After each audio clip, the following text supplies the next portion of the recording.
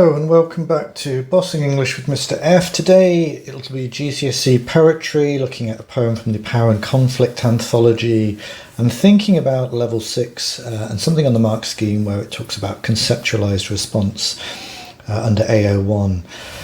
For me as a teacher, reading these conceptualised responses, I've had students in the past who are very good at coming up with a big idea about a text or a poem or poems in this comparative response, and really using that to talk about poems or a text in a really cohesive and coherent way. And it was very clear to me that they'd thought long and hard and had their own thoughts and ideas about this poem or this text, and that made for a very interesting read. So I'd always recommend thinking about these poems and trying to bring something new to it rather than just regurgitating what folks like me say on the YouTubes. So here we go. I'll give you an example of what that might look like for John Agard's poem, Checking Out Me History.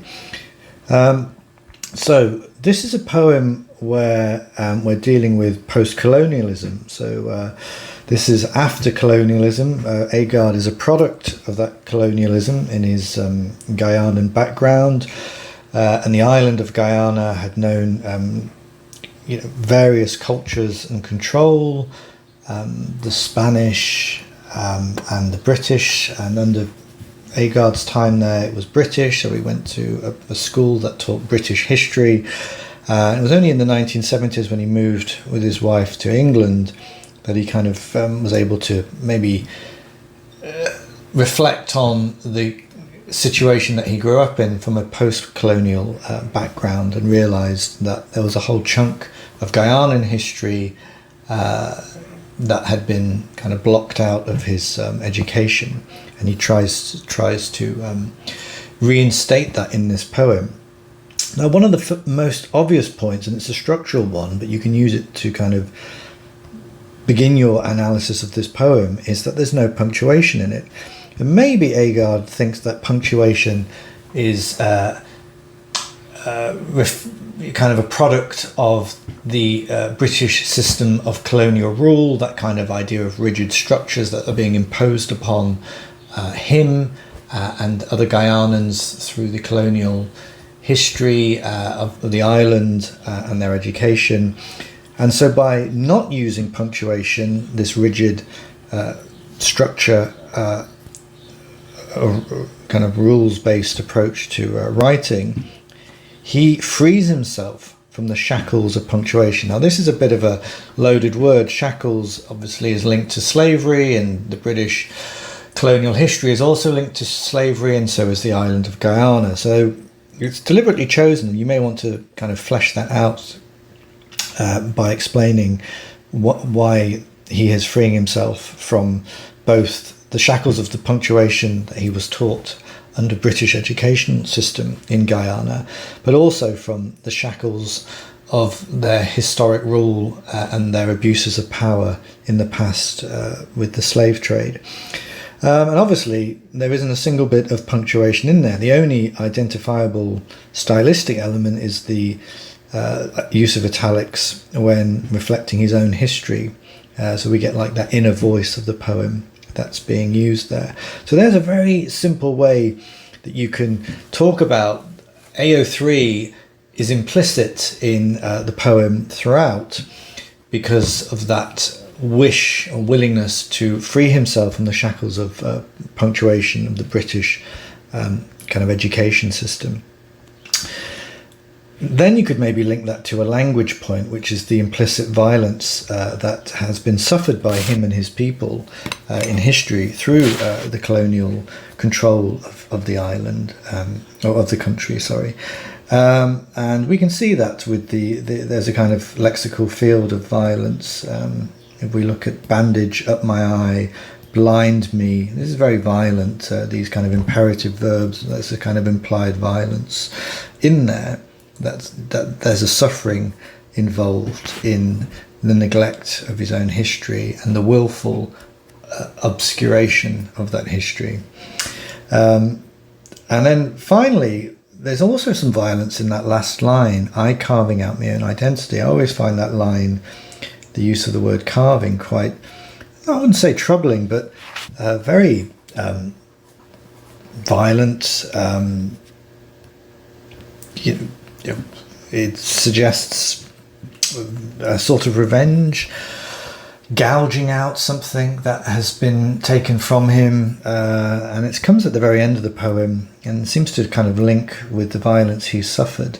Maybe is being kind of has been internalized and is being now projected outwards, externalized through his poetry. I don't know. That's maybe a bit of a leap, but you could explore that. So you can go from a structural point to a language point, and you can always come back to the idea of the AO3, that this is a post-colonial poem rejecting, the violence of excessive power and control over him. Now, what would I compare that to? Well, for me, an interesting one to compare it to, because there are both differences and similarities, would be Ozymandias. Well, the main difference is that Ozymandias engages with the shackles of kind of British poetic tradition with the sonnet form. He's deliberately restricting himself to 14 lines and to and that's a kind of exercise in style and creativity on the part of Shelley, a way of kind of showing what you can do with a specific form. But of course, he's quite a radical person in his politics, and so even though he's restricting himself in this poetic form of the sonnet, he's doing something new with it. So he does also free himself despite the constraints of the form, because it's neither an Elizabethan sonnet in its rhyme scheme nor a Petrarchan sonnet. So it's kind of already quite radical in being a kind of mix of the two.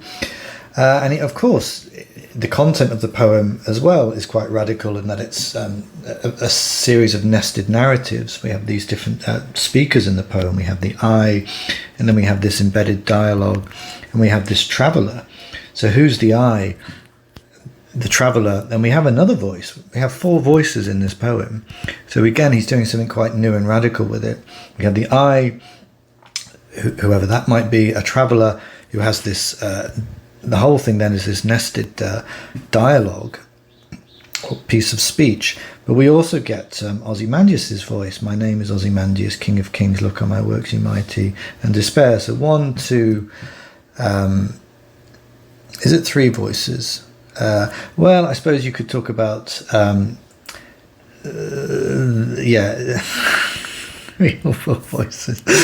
If we think that the sculptor who reads the sneer, who imposes upon this statue a wrinkled lip and a sneer and a frown, who well those passions read. So does he have a voice in having created a statue that is made to look maybe menacing, but also maybe quite critical of the ruler? Maybe it's a slight mockery there.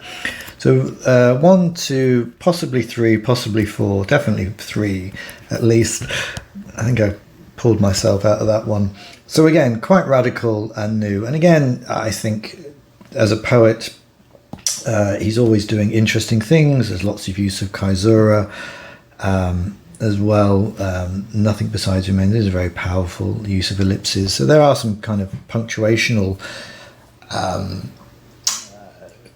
elements that I think could then be contrasted to the complete lack of punctuation in Agard's poem.